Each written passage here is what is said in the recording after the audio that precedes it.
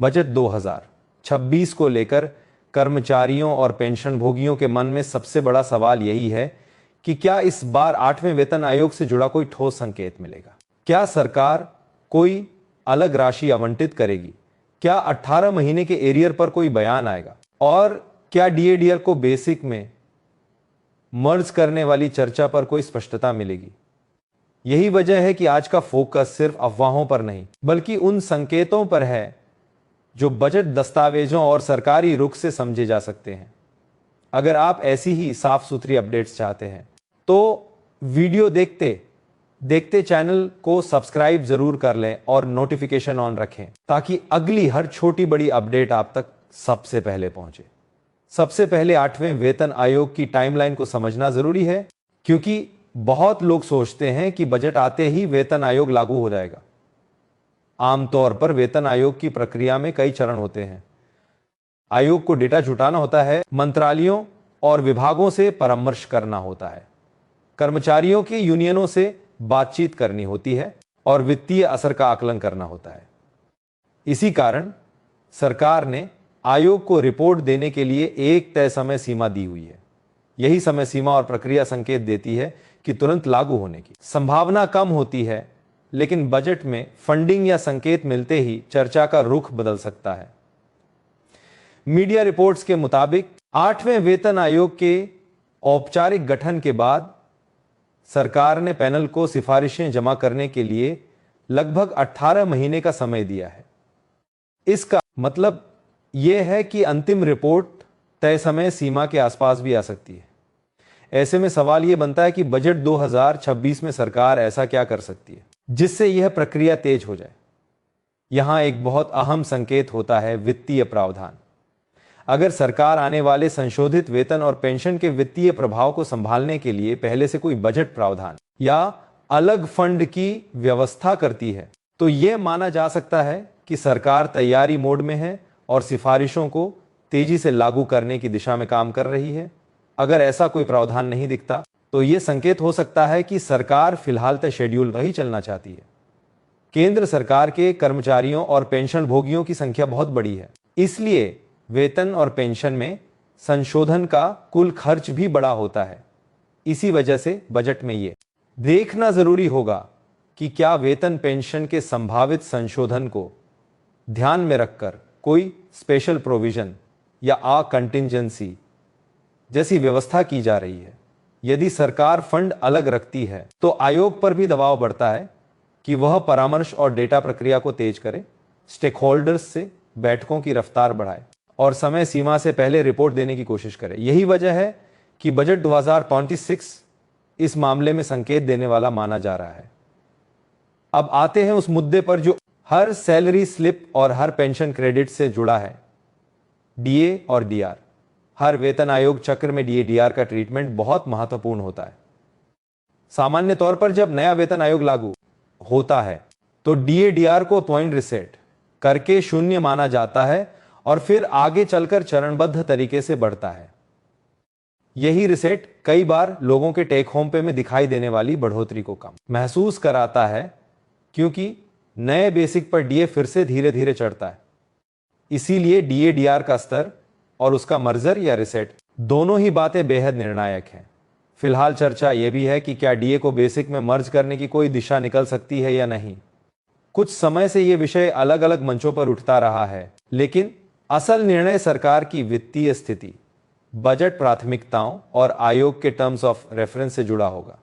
Budget 2026 में अगर सरकार किसी तरह का संकेत देती है या किसी नीति दिशा का उल्लेख होता है तो यह बहस तेज हो सकती है। ध्यान रहे, यहां कोई भी बात कंफर्म तभी मानी जाएगी जब सरकारी दस्तावेज या आधिकारिक बयान आए। इसलिए अगर आप अफवाहों से बचकर केवल पक्की और उपयोगी जानकारी चाहते हैं तो चैनल को सब्सक्राइब करके नोटिफिकेशन ऑन रखिए, क्योंकि जैसे ही बजट के बाद कोई स्पष्ट लाइन सामने आएगी अपडेट तुरंत दी जाएगी। अब फिटमेंट फैक्टर वाली बहस पर भी बात जरूरी है, क्योंकि बहुत से लोग सिर्फ एक नंबर सुनते हैं और उम्मीदें बहुत बढ़ा लेते हैं। फिटमेंट फैक्टर वही आधार है जिससे बेसिक पे या बेसिक पेंशन को मल्टीप्लाई करके नया बेसिक तय होता है।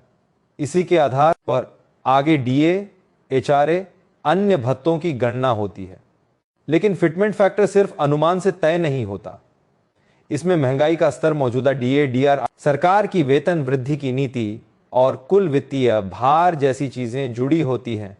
यही कारण है कि सोशल मीडिया पर जो बहुत बड़े बड़े फिटमेंट फैक्टर के दावे चलते हैं, उन्हें सीधे सच मान लेना सही नहीं होता।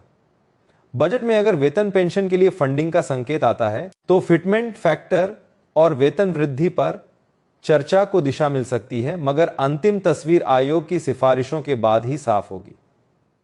एक और बड़ा मुद्दा है 18 महीने के एरियर का, जो कोविड काल के दौरान फ्रीज किए गए डीएडीआर से जुड़कर अक्सर चर्चा में रहता है। लोग चाहते हैं कि बजट में इस पर कोई घोषणा हो या कम से कम कोई नीति संकेत मिले, लेकिन यहां भी वही बात लागू होती है। जब तक आधिकारिक घोषणा नहीं होती, तब तक इसे केवल संभावना और मांग के रूप में ही देखना चाहिए। बजट 2026 में यदि सरकार इस विषय पर कोई लाइन लेती है या किसी तरह का प्रावधान करती है, तो ये कर्मचारियों और पेंशनर्स के लिए बड़ा संकेत होगा। अगर इस विषय पर कोई उल्लेख नहीं आता, तो यह माना जा सकता है कि सरकार फिलहाल इस पर कोई तत्काल निर्णय सार्वजनिक नहीं करना चाहती। तो कुल मिलाकर बजट 2026 में देखने वाली 3 बड़ी बातें होंगी। पहली, क्या वेतन पेंशन संशोधन के संभावित प्रभाव को देखते हुए कोई फंडिंग या बजटीय तैयारी दिखाई देती है। दूसरी, डीए डीआर के ट्रीटमेंट को लेकर कोई दिशा संकेत मिलता है या नहीं, खासकर मर्जर बनाम रिसेट की बहस पर। तीसरी, 18 महीने के एरियर के मुद्दे पर कोई आधिकारिक संकेत या उल्लेख मिलता है या नहीं। इन तीनों संकेतों से ही यह समझ आएगा कि प्रक्रिया तेज होने वाली है या आयोग अपने तय शेड्यूल पर ही आगे बढ़ेगा। यह भी साफ समझिए कि अभी की स्थिति में 8वां वेतन आयोग फास्ट ट्रैक पर होने की बजाय ज्यादा संभावना यही है कि वो अपने निर्धारित शेड्यूल पर चले। इसका मतलब ये नहीं कि कर्मचारियों और पेंशनर्स को कोई राहत नहीं मिलेगी, बल्कि इसका मतलब यह है कि राहत का स्वरूप और समय दोनों बजटीय संकेतों, आयोग की गति और सरकार के अंतिम निर्णयों पर निर्भर होंगे। इसलिए बजट के दिन और उसके बाद की आधिकारिक ब्रीफिंग बहुत महत्वपूर्ण होगी। जैसे ही कोई ठोस अपडेट सामने आएगी, चाहे वो फंडिंग का हो, डीए डीआर ट्रीटमेंट का हो या एरियर से जुड़ा हो, उसकी साफ और सरल भाषा में जानकारी शेयर की जाएगी। अगर आप चाहते हैं कि बजट के बाद आने वाली हर अपडेट आपको मिस न हो, तो अभी चैनल को सब्सक्राइब कर लीजिए। सब्सक्राइब करने के साथ बेल आइकॉन दबाना भी जरूरी है, क्योंकि बजट के आसपास खबरें तेजी से बदलती हैं और नोटिफिकेशन से आप समय पर अपडेट पकड़ पाएंगे। साथ ही वीडियो पसंद आए तो लाइक और शेयर कर दीजिए, ताकि ये जानकारी उन लोगों तक भी पहुंचे जिनके घर में कोई कर्मचारी या पेंशनर है और जो हर दिन इन अपडेट्स का इंतजार करते हैं। और हां, कमेंट में जरूर लिखिए कि आपके हिसाब से बजट में सबसे महत्वपूर्ण घोषणा कौन सी होनी चाहिए।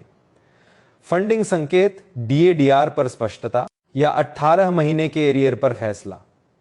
आखिर में इतना ही कि बजट 2026 से तुरंत बड़ा फायदा मिले या न मिले, लेकिन यह जरूर स्पष्ट कर देगा कि सरकार की तैयारी किस दिशा में है और कर्मचारियों पेंशनर्स को संशोधन की उम्मीद कितनी जल्दी करनी चाहिए। जैसे ही बजट से जुड़ी कोई नई और ठोस जानकारी सामने आती है, आपको तुरंत अपडेट किया जाएगा। वीडियो देखने के लिए धन्यवाद। अपना ध्यान रखिए और जुड़े रहिए।